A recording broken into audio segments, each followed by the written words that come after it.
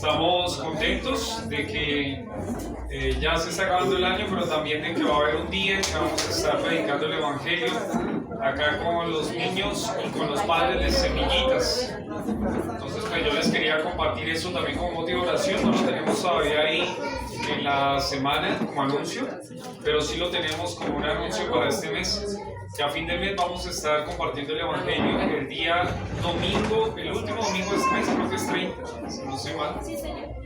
Y ese domingo se va a invitar a todos los padres de Semillitas, de los niños de Semillitas, para que escuchen el Evangelio. Vamos a estar en el salón comunal de acá de la Alameda. Entonces, les invitamos. Ese es un día, estos años han pasado y ha sido un día muy especial. Se ha compartido con muchos niños, con muchos padres, ha sido compartir el Evangelio con ellos. Sí, entonces pedimos que oren por eso, por ese tiempo que va a estar siendo a fin de mes.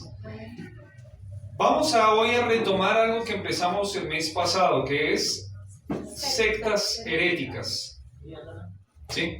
Hemos estado hablando de sectas y habíamos visto un versículo clave que está en Mateo capítulo 7, versículo 15. Mateo 7, versículo 15 dice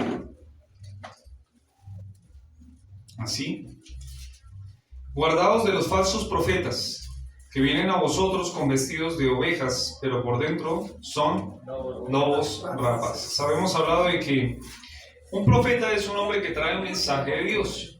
Un falso profeta es un hombre que dice traer un mensaje de Dios, pero en realidad no es de Dios. ¿Sí? Este es un falso profeta. Y acá llega y dice que los falsos profetas se disfrazan como ovejas, pero en realidad son lobos. ¿Sí? Ovejas. Una oveja en lo que es el recorrido de la Biblia, entendemos que es una persona que es del redil, que hay un pastor y que es de este redil. O sea, parece cristiano, habla como cristiano, tiene pinta de cristiano, pero no es. Es un lobo. Entonces, entendiendo eso, habíamos visto de que hay diferentes términos que debemos que aclarar. Por ejemplo, ¿qué es una religión? ¿Se acuerdan qué es una religión? Viene de dos palabras. La palabra re, que es algo que vuelve, y ligar, que es unir. Religión es volver a unir. ¿Volver a unir qué? A Dios con el hombre. Es el intento del ser humano de tratar de volver a unirse con Dios. Y hay diferentes maneras propuestas por el hombre en que busca que eso suceda. ¿Sí? Y por eso hay muchas religiones. Habíamos visto que hay más o menos registradas 4.200. Las más importantes se les cita como el catolicismo, el islamismo, el cristianismo. ¿Sí? Tenemos algunas más, pero estas son las más importantes. Habíamos visto que es lo que nos compete en este tiempo de estudio, que es una secta. ¿Qué es una secta?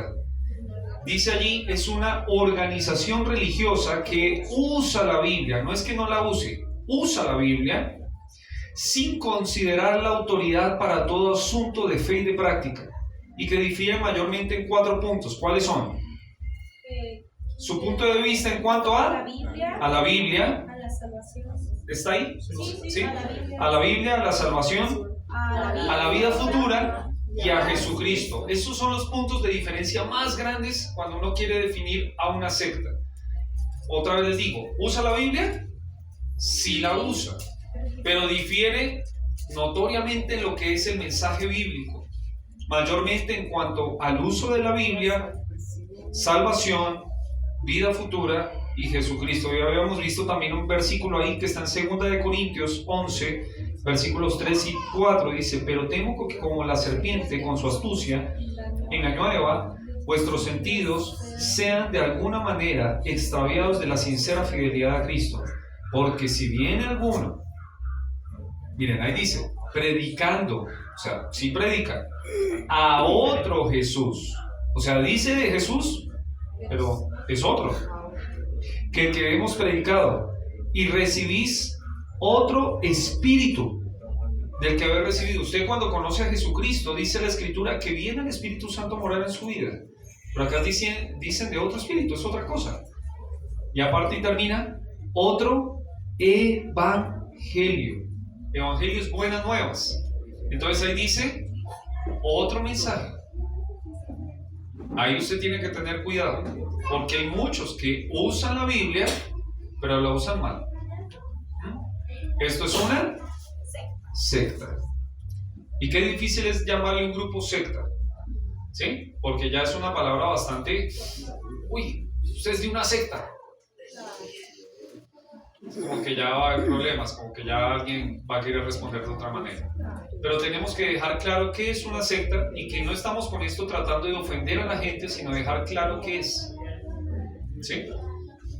Y por último, ¿qué es una denominación? Habíamos hablado que es un grupo, conjunto de personas salvadas, o sea, ellos sí son personas que han conocido a Jesucristo como su Salvador, pero que difieren en diferentes cosas. Por ejemplo, en cuanto a organización eclesiástica, el uso de ciertos dones y el valor de las obras en cuanto a la salvación, ¿sí?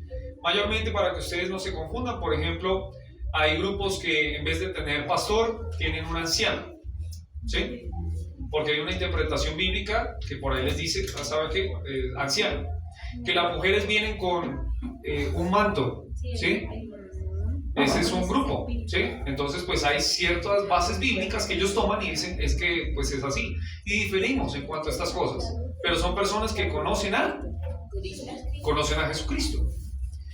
Y hoy yo quiero, pues, prepararlos, porque no, solo aclarar, ¿no? Habíamos dicho de esto, no estudiamos sectas para pelearnos, no estudiamos sectas para discutir.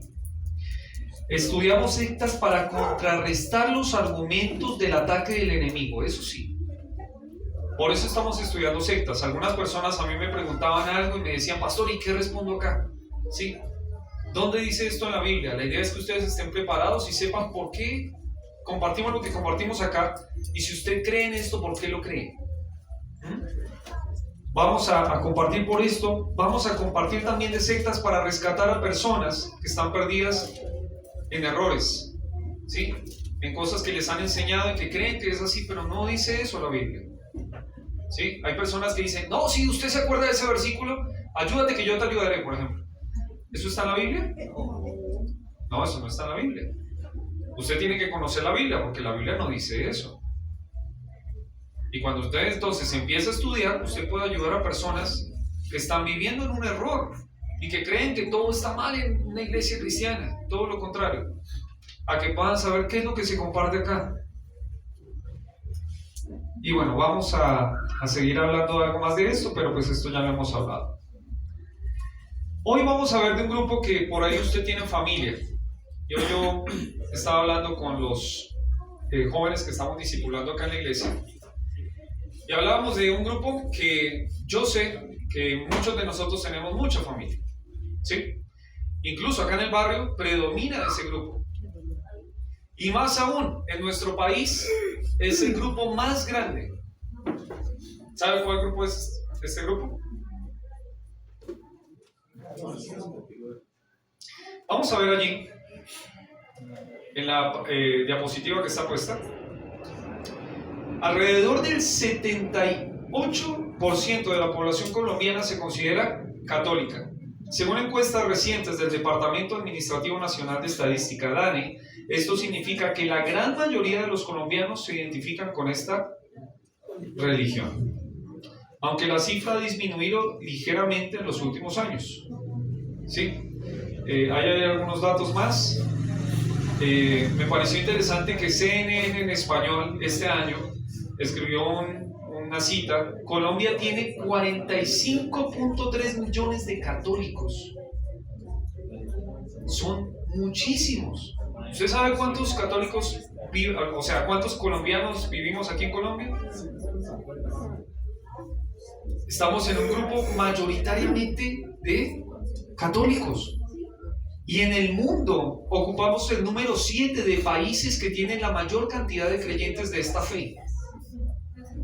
En Brasil están 172 millones. Es el grupo más grande en Sudamérica. Y en el mundo encontramos a 1.400 millones de personas que se consideran católicas, lo que representa el 17.8% de la población mundial. ¿En dónde existen más católicos en el mundo? En Brasil y en México. ¿Y en dónde está creciendo mayormente? Está creciendo en África y América. Hoy vamos a hablar de el catolicismo, ¿sí?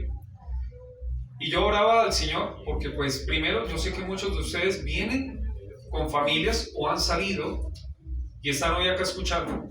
Y yo no quiero ser de tropiezo para ninguno de ustedes, pero hablaba con mi esposa y decía, y escuchaba devocionales hoy día y escuchaba a otra persona que me decía, hay que decir lo que está para decirlo. Si no lo digo, entonces usted lo va a escuchar por otro lado y capaz que lo va a escuchar mal. Entonces quisiera, con temor, respeto, compartirle acerca de este tema. Y vamos a ver un versículo que es la base de lo que vamos a hablar ahorita, que está en Gálatas. Si usted abre su Biblia, hay en Gálatas capítulo 1, versículos del 7 al 10. Gálatas capítulo 1, versículos del 7 al 10. Dice, no que haya otro, sino que hay algunos que os perturban y quieren pervertir el evangelio de Cristo. Mas si aún nosotros, o un ángel del cielo, os anunciare otro evangelio diferente del que hemos anunciado, sea anatema. Como antes hemos dicho, también lo repito ahora. Si alguno os predica diferente evangelio del que habéis recibido, sea anatema. Pues busco ahora el favor de los hombres o el de Dios. ¿O trato de agradar a los hombres? Pues si todavía agradara a los hombres, no sería siervo de Cristo. Pablo tenía un grupo mayoritariamente no católico, eran judíos. Los judaizantes en ese tiempo eran el grupo más grande que estaba alrededor de él haciéndole pelea. Y él decía, yo voy a decir lo que es verdad. Porque el evangelio se estaba corrompiendo. Se estaba diciendo que para poder ir al cielo, usted tenía que creer en Jesús. Sí, pero agréguele algo más. Hablaban acerca de circuncisión, hablaban acerca de volverse judío. Y en ningún momento el Señor dijo que vamos a ser judíos. No. Lo que Él predicó es que vamos a ir y compartir el evangelio. Ir y hacer discípulos a todas las naciones. Eso es distinto. Y Pablo tuvo que luchar con esto. Y de la misma manera, la idea es que con este texto entendamos de que el evangelio no se debe pervertir, no se debe corromper, no se le agrega, no se le quita. El evangelio debe ser tal cual como fue enseñado. Ni más ni menos. Y yo le animo a usted, por favor, a que si usted le comparte en algún grupo algo del evangelio, pero le agregan algo más, le quitan algo más, tenga cuidado. Porque hay incluso maldición. La palabra anatema es maldito. Y es otra palabra dura, pero la Biblia lo dice.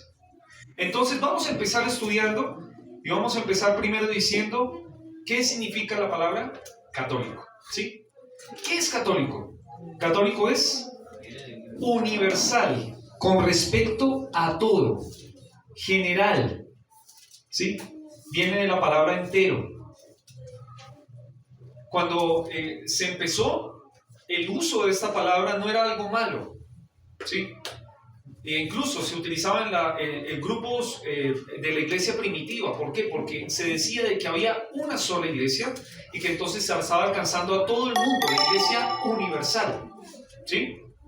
Esa era la idea. Apostólico, ¿por qué? Porque se regían con respecto a la conducta de los apóstoles. Y romano, porque su sede se encuentra en Roma.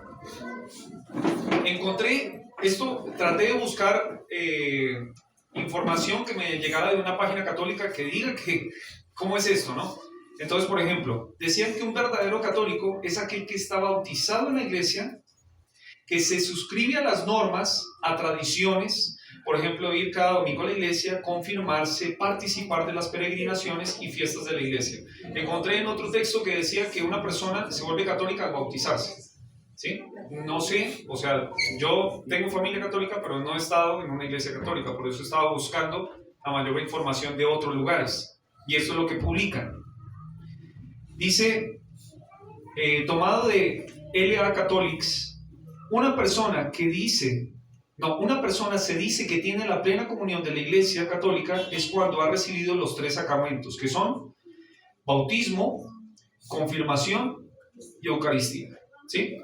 Entonces, eso es más o menos lo que publican acerca de lo que es el catolicismo. Breve historia. Un poco de historia acerca de lo que es el catolicismo. ¿De dónde empieza todo? Ellos dicen de que empezó todo en el año 33, cuando el Señor Jesucristo murió y resucitó. ¿Sí? Que ahí empieza la Iglesia Católica. Pero nosotros, ¿qué entendemos? Si usted empieza a fijarse en la historia, hubo un año, el año 312 después de Cristo, y un emperador que se llamaba Constantino. Yo no sé si yo ya le había hablado de esto. Constantino era un emperador que, como los otros emperadores, estaban persiguiendo a los cristianos, ¿sí? Ellos perseguían la iglesia cristiana desde que Nerón dio el edicto de que debían perseguir a los cristianos porque ellos habían incendiado Roma. Entonces empezó a perseguirse a los cristianos por todo lo que era el mundo conocido. Por eso es que vemos películas en donde los cristianos mueren en coliseos. Nerón, yo les he compartido, él era un loco, colocaba palos grandes, troncos, ataba a los cristianos, ponía paja alrededor y prendía fuego. Era un hombre que estaba mal. Y este odio hacia los cristianos siguió, perduró por los siglos hasta que llegó Constantino. Y cuando llega Constantino, él dice que tiene un sueño. Dice que cuando él estaba allí en este sueño, ve una cruz. Y en la cruz decía algo: Hic nunc signos vinces, que significa con esta señal vencerás. Entonces él adoptó la cruz como símbolo para todo su ejército, bautizándolos como cristianos. Cuando solo se sumergieron en el río sin decisión de fe personal alguna. ¿Usted se acuerda de cómo cuando estuvimos bautizando acá a algunos hermanos, ellos pasaron y nos compartieron cómo habían conocido a Cristo? ¿Sí? Una persona que se bautiza acá en esta iglesia, la idea es que debe haber conocido a Cristo como su Salvador y nos está contando qué fue lo que pasó ese día. ¿Sí? No en ese momento que se mete al agua, sino, mira, ¿sabe qué? Alguien llegó y me compartió de Cristo. ¿Qué hizo Constantino? Constantino dijo: vi este sueño, entonces voy a marcar a todos mis soldados con la cruz. Todos los soldados tenían que tener la cruz sin tener ningún conocimiento del cristianismo, ¿sí? Aparte, ellos estaban en contra de los cristianos, pero ellos dijeron: vamos a estar ahora teniendo este símbolo. Pero aparte dice que los metió en un río. Le dijo: se van a bautizar. Y todos los soldados del ejército, sin saber nada, sin tener una relación con el Señor, se metieron al agua y salieron. Y ahí empezó todo, porque la unión entre lo que era la iglesia y el Estado inició. El Imperio Romano, en curso, toma ahora la iglesia y pareciera que ahora son amigos. Se dan la mano y empiezan a seguir adelante ahora como si fuera todo mejor. Pero en realidad lo que pasó es que la iglesia se empezó a mezclar. ¿Cómo se empezó a mezclar? ¿Usted se acuerda de todo el panteón que tenían los romanos? Todos los ídolos, dioses que tenían. Había uno que se llamaba Júpiter, por ejemplo, que en el mundo griego se le llamaba Zeus. Y ahí todos los que estaban alrededor, todos los dioses que estaban alrededor. ¿Será que ellos dejaron eso? Lo que nos dice la historia es que cada vez que el imperio llegaba a un lugar, se acomodaba a las costumbres y agregaba costumbres, pero sin dejar lo que ellos creían. Eso mismo pasó, por ejemplo, con Halloween, ¿se acuerdan? Con Halloween llegaron a un lugar allá por los lados de Europa, y en Europa llegaron con todo lo que era el Imperio Romano, y como vieron que en ese tiempo se celebraba la muerte, ellos entendieron: ah, bueno, vamos a celebrar entonces el Día de los Muertos el 31 de octubre, ¿se acuerdan? All Hallows Evening, ¿sí? El Día de Todos los Santos. Y ahí empezó todo lo que es la mezcla y que ahora tenemos como el Halloween. Pero esto no solo fue en el Halloween, esto fue en todo. San Nicolás, por ejemplo. ¿Se acuerda quién es San Nicolás? Uno que tiene barba, ahorita en Navidad. Papá Noel. Sí, era un santo, se le considera un santo. Entonces empezamos a ver que empieza a mezclarse. Y yo no estudié algunos, pero no todos, pero veo que en una iglesia católica hay muchos santos. Y usted le ora a este porque tiene más afinidad con este, o este es de los camioneros, o este, y cada uno tiene su santo. Y recuerde cómo era el panteón antiguo. Cada uno se refería a un Dios en específico, porque a este le debía devoción, porque este le iba a ayudar. Y qué coincidencia que justo esto ahora se ve en lo que es la recién unida iglesia entre el Estado y lo que eran los cristianos. Entonces tenemos allí un montón de cosas más que decir. Solo les animo a que lean, hay un versículo en Salmo 115, lo leíamos el otro día en Geolituania. Salmo 115, hablando acerca de la adoración a los santos, a imágenes. Esto lo vamos a ver un poquito más después. Dice Salmo 115: no a nosotros, oh Jehová, no a nosotros, sino a tu nombre da gloria, por tu misericordia, por tu verdad. ¿Por qué han de decir las gentes, dónde está ahora su Dios? Nuestro Dios está en los cielos. Todo lo que quiso ha hecho. Los ídolos de ellos son plata y oro, obras de manos de hombres. Y escucha lo que dice acá: tienen boca, mas no hablan. Tienen ojos, mas no ven. Tienen narices, mas no huelen. Manos tienen, mas no palpan. Tienen pies, mas no andan. No hablan con su garganta. Semejante a ellos son los que los hacen, y cualquiera que confíe en ellos. La palabra de Dios deja claro de que la idolatría es algo condenado en la Escritura. ¿Sí? Usted puede escuchar, y yo escuché también, y estuve leyendo del tema, de que cuando uno habla acerca de esto con una persona católica, lo que habla es de que no están adorando, están venerando. ¿Sí? Y por ahí la palabra pareciera que fuera distinta, pero es el mismo concepto. Si usted se fija en la realidad de una persona que está viviendo detrás de un santo, no solo está teniéndole respeto, le coloca las velitas, está por ahí yendo y hace una procesión. No es solo el respeto, porque venerar también aparece en la Escritura como venerar a los viejitos. Cuando una persona está allí y tiene canas, una persona debería darle el asiento, tener respeto por la persona. Pero es diferente cuando ya le coloco la velita, cuando ya voy y le coloco una ofrenda, es distinto. Entonces tenemos acá, primer punto acerca de este tema de la historia. Y veamos un poquito más. Dogmas.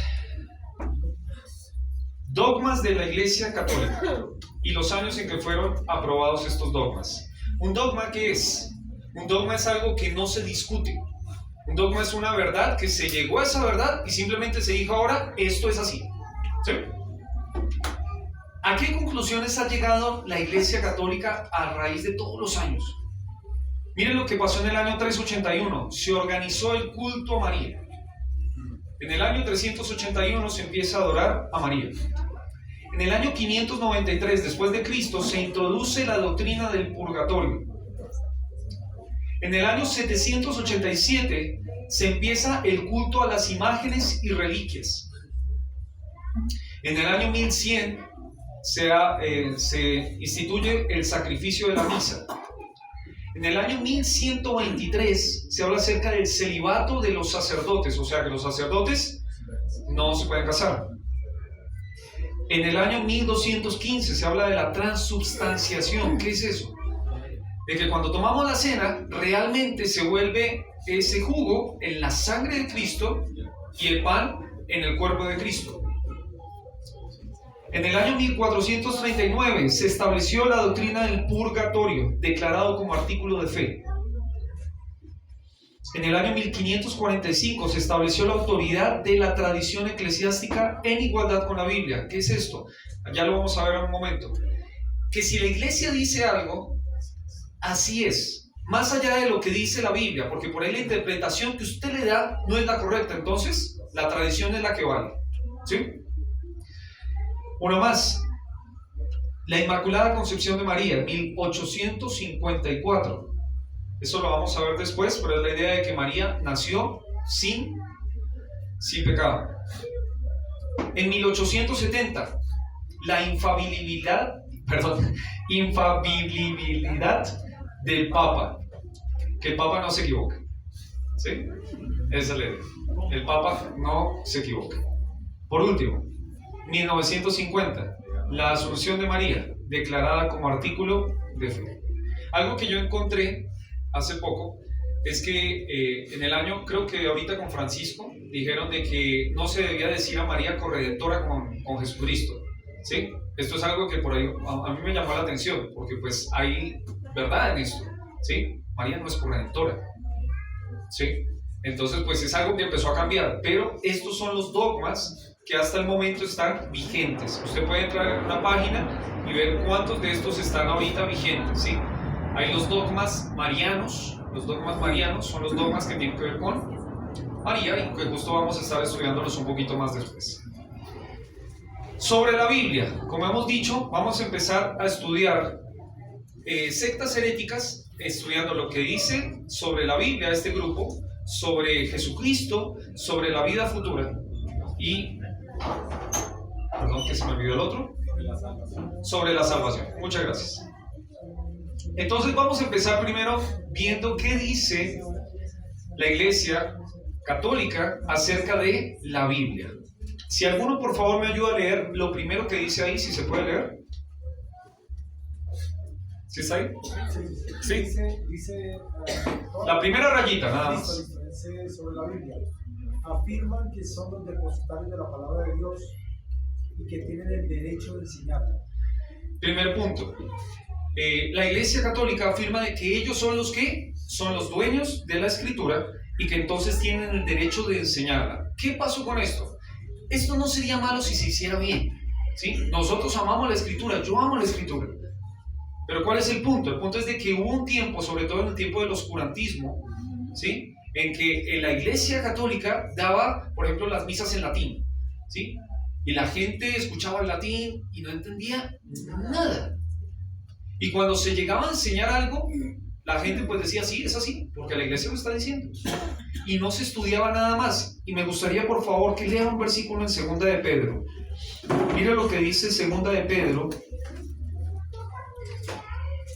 capítulo 1, versículos del 20 en adelante. 2 de Pedro, capítulo 1, versículos 20 y 21. Si lo tiene ahí, por favor, y alguno lo quiere leer, ¿qué dice? Entendiendo primero esto, que ninguna profecía de la Escritura es de interpretación humana, porque nunca la profecía fue traída por voluntad humana, sino que los santos hombres de Dios hablaron siendo inspirados por el Espíritu Santo. Amén. ¿Saben cuál fue uno de los trágicos momentos de la historia cuando las personas querían leer la Biblia? Las personas querían estudiar la Biblia en su idioma. Y hubo hombres de Dios que estuvieron dispuestos a traducir eso. ¿Y sabe qué hizo la iglesia? Los buscaba como herejes. Los mataban. ¿Por qué? Porque se atrevieron a rebelarse contra lo que era la tradición. Que no se podía enseñar a nadie más. Que solo el sacerdote, que solo el papa. Y la Biblia dice otra cosa. Nunca la profecía fue traída por voluntad humana. Los santos hombres de Dios hablaron siendo inspirados por el Espíritu Santo. La Biblia es para todos. En el idioma en que usted habla, qué bendición que es tener la Biblia. Deberíamos orar por aquellos grupos que todavía no han llegado a la Biblia a su idioma. Entonces, primero. Segundo, si alguien me ayuda por favor a leer qué dice. Para ser enseñada correctamente debe de ser interpretada por ellos. ¿Será verdad?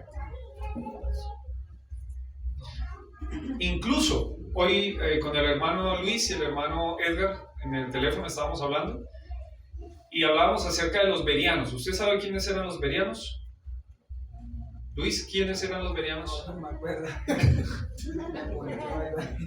En Hechos capítulo 17 se habla acerca de un grupo de cristianos que estudiaban la Biblia para ver si estas cosas eran así. Pablo llegaba y enseñaba. ¿Y qué hacían los cristianos de Berea? A ver qué fue lo que dijo Pablo y tomaban nota. ¿Y dónde es que está eso en la Biblia?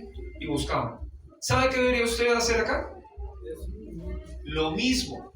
El pastor Juan David habló. Sí, pero él es hombre, él se equivoca. Yo me puedo equivocar. Entonces, ¿usted qué hace? Coja la Biblia, anote, fíjese lo que está allí y entonces usted también lo toma para usted.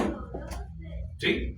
Porque yo me puedo equivocar, los maestros se pueden equivocar, pero Dios nunca se equivoca. No es de interpretación privada. Uno más, mire lo que dice. Yo lo voy a leer. La interpretación dada se le llama tradición, la cual en la práctica tiene mucho más importancia y autoridad que la Biblia misma. Lo que le decíamos ahorita, la tradición dice, entonces así es. Y eso no es así. Los hombres se equivocan, Dios no. Si usted tiene una Biblia católica en su casa, es una muy buena versión. Hay versiones muy buenas de la Biblia en lo que es la Iglesia Católica. No es algo malo. Sin embargo, ¿qué es lo que ocurre? En el canon significa regla. En la regla que se utilizó para poder saber qué libros eran inspirados por Dios, no es que un grupo de cristianos se juntaron y dijeron, este me gusta, este no me gusta, no. Lo que hicieron fue buscar, de acuerdo a unas reglas, había 5 parámetros, en donde ellos dijeron, bueno, ¿será que esto lo dijo el Señor Jesús? ¿Hay alguna cita de este libro en el Antiguo Testamento, en el Nuevo Testamento? Y muchos de los libros que empezaron a ver no tenían ninguna cita. No eran reconocidos ni siquiera por los judíos. Entonces dijeron, estos libros no hacen parte del canon. Y había un grupo de libros que se les llamó los libros apócrifos. Libros apócrifos son los libros como escondidos. Esa es la palabra apócrifo. Y entonces lo que decían, bueno, si estos libros son libros de Dios, pues vamos a ver, vamos a estudiarlos. Vamos a ver si en realidad son libros que el Señor citó en la palabra, ¿sí? Si son libros que vemos que tienen una coherencia con la Escritura o si se van por otra enseñanza. Yo encontré, por ejemplo, acá hay un texto en Segunda de Macabeos. Hay un libro apócrifo que se llama Macabeos. Y en Segunda de Macabeos el escritor dice así, ahí está en la pantalla, dice: así pasaron los acontecimientos relacionados con Nicanor. Como desde aquella época la ciudad quedó en poder de los hebreos, yo también terminaré aquí mismo mi relato. Está terminando este libro. Y mire lo que dice. Me parece raro, ¿no? Si ha quedado bello y logrado en su composición, eso es lo que yo pretendía. Si imperfecto y mediocre, he hecho cuanto me era posible. Como el beber vino solo o sola agua es dañoso, y en cambio el vino mezclado con agua es agradable y de buen gusto, de gusto delicioso, perdón, igualmente la disposición grata del relato encanta los oídos de los que dan el leer la obra. Y aquí pongamos fin. ¿A usted cómo le suena ese texto? Más allá de lo que yo crea, este hombre que está diciendo, que este hombre trató de escribir algo bonito, algo que le guste a la gente. Si quedó bien o mal, perdóneme, así me quedó. ¿Sí? ¿Será así la palabra de Dios? ¿Será así que, oiga, si a mí me quedó mal, bueno, ahí quedó? Pedro dijo así. Juan, los apóstoles, los escritores antiguos. No. Siempre se decía, toda la escritura es inspirada por Dios. Este es un mensaje de Dios, no es mensaje de hombre. No es que a Joel se le ocurrió escribir Joel, es que Dios le trajo el mensaje a Joel, le trajo el mensaje a David, le trajo el mensaje a Moisés, y entonces escribieron. Pero no es que, yo traté de escribirles algo bonito y ya. No. Entonces, por la misma revelación de lo que nos dan estos libros, podemos decir, hay algo que no está bien. Los mismos judíos, el pueblo judío, no acepta a estos grupos de libros. Entonces yo digo, hay algo que yo tengo que tener cuidado. Aceptan Isaías, aceptan Jeremías, aceptan Ezequiel, aceptan Daniel, aceptan Génesis, aceptan todos, pero este grupito no. ¿Por qué? ¿Tienen historia? Hay mucho de historia. Son libros que tienen bastante de historia. Mayormente los libros apócrifos se les cita en los 400 años de silencio. ¿Cuándo es eso? Mire ahí el Antiguo Testamento, entre la línea del Antiguo y el Nuevo Testamento. Yo lo tengo acá. Acá está Malaquías. Malaquías es el último libro del Antiguo Testamento. ¿Cuál es el primero del Nuevo Testamento? No. Mateo. ¿Sabe cuántos años pasan de Malaquías a Mateo? 400 años. En donde la escritura, ¿quién sabe qué pasó? No había profetas. Incluso en los libros apócrifos se habla de que no existían profetas. Y entonces como que quedó todo en silencio. Hasta que llegó uno. Y dijo de que había llegado otra vez la palabra del Señor. Y no solo palabra del Señor escrita, sino el verbo hecho carne. Llegó.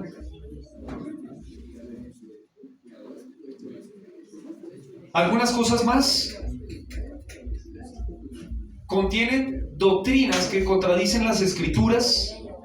La propia Iglesia Católica no acepta estos libros hasta el Concilio de Trento en el año 1545. O sea, pasaron casi 1000 años para que recién aceptaran estos libros.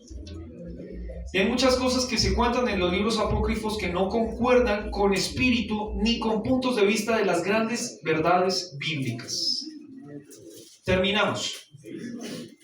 Vamos a leer los 2 versículos que leímos al principio, los 4 versículos, y le vamos a agregar uno más. Leemos, dice Gálatas capítulo 1, versículo 7. No que haya otro, sino que hay algunos que os perturban y quieren pervertir el evangelio de Cristo. Mas si aún nosotros o un ángel del cielo os anunciare otro evangelio diferente del que hemos anunciado, sea anatema. Como antes hemos dicho, también ahora lo repito, si alguno os predica diferente evangelio del que habéis recibido, sea anatema. Pues busco ahora el favor de los hombres o el de Dios. ¿O trato de agradar a los hombres? Pues si todavía agradara a los hombres, no sería siervo de Cristo. Este verso a mí me ayudó mucho el día de hoy y espero que usted también le ayude. Acá no es la idea de que yo busque agradarle ni a usted, ni a los vecinos, ni a nadie que no sea nuestro Dios. Mi deseo es agradar al Señor. Y si hay algo que se está enseñando mal y que la mayoría del pueblo colombiano está creyéndolo, tenemos que decirlo. Hay algo que nos está haciendo bien. Nuestras familias están detrás de una verdad sin fundamento, sin esperanza. Gracias a Dios por aquellas personas como Martín Lutero que en medio del estudio bíblico serio de la Escritura llegaron a decir, esto no está bien. No sé si saben quién era Martín Lutero, fue uno de los grandes reformadores de la historia. Que cuando la iglesia estaba ahí diciendo cosas que estaban en contra del Señor, por ejemplo, solo les digo una, las indulgencias. ¿Saben qué son las indulgencias? Las indulgencias era pagar a la iglesia plata para que cuando su muerto pasara al purgatorio saliera más rápido del purgatorio. Imagínense eso, pagarle a la iglesia para que su muerto se vaya más rápido al cielo. ¿Dónde está escrito eso en la Biblia? En ningún lado, en ninguna parte la Biblia dice que usted tiene que pagar por su salvación. La salvación es por gracia, por medio de la fe. Y entonces Lutero empezó a estudiar Romanos y nos dio un montón de verdades que pegó ahí el 31 de octubre y dijo, esto no está bien. Gracias a Dios por personas así. Y otra vez le digo, mi deseo no es ofenderlo, pero mi deseo es decirle la verdad. Y la palabra de Dios dice mucho acerca de esto. Pero uno más, en Efesios capítulo 6, versículo 12, dice, porque no tenemos lucha contra sangre y carne, sino contra principados, contra potestades, contra los gobernadores de las tinieblas de este siglo, contra huestes espirituales de maldad en las regiones celestes. Su pelea no es con su familia, su pelea no es con su vecino, su pelea no es con la iglesia católica, su pelea es contra el diablo y sus demonios. Eso usted lo tiene que tener bien claro. Esa es nuestra lucha, no es contra carne y sangre. Mi deseo con mi familia que no es creyente, ¿sabe qué es? Que ellos conozcan a Cristo como su Salvador. Que no confíen en personas, que confíen en Dios. No es que el Papa dijo, no. Vamos a la Biblia. ¿Qué es lo que Dios dice? Y yo le animo, por favor, vamos a estudiar lo que es acerca de este tema. Y vamos a ver de que en la iglesia, en este caso la iglesia católica, no se están haciendo bien muchas cosas. Y hay muchas personas que están siguiendo el error y están rumbo al infierno. Porque no han confiado en Cristo como su Salvador. Vamos a orar y terminamos. Padre Celestial, gracias damos, Señor, por este día. Gracias, Señor, porque usted, mi Dios, nos enseña a través de su palabra y nos da valor.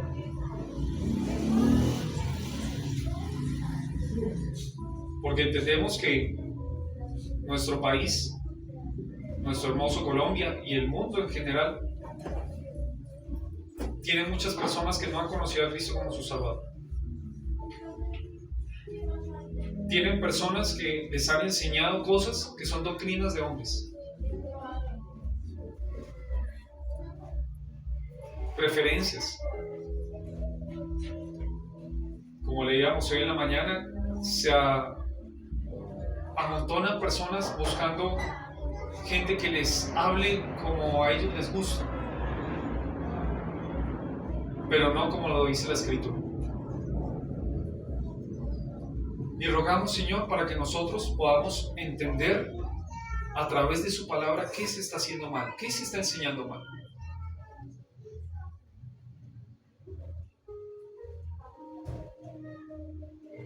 Guárdenos de seguir el error de los que están ahí perdidos. Y todo lo contrario, enseñarles en amor. ¿Qué está mal? Gracias porque muchos de nosotros tenemos familia preciosa, pero que anda viviendo detrás de todas estas enseñanzas. Tenemos vecinos, muchos de nuestros vecinos, la mayoría, están viviendo detrás de todo esto. Y nuestro deseo es que ellos conozcan la verdad, el evangelio puro, sin corrupción, que nos comparte su palabra.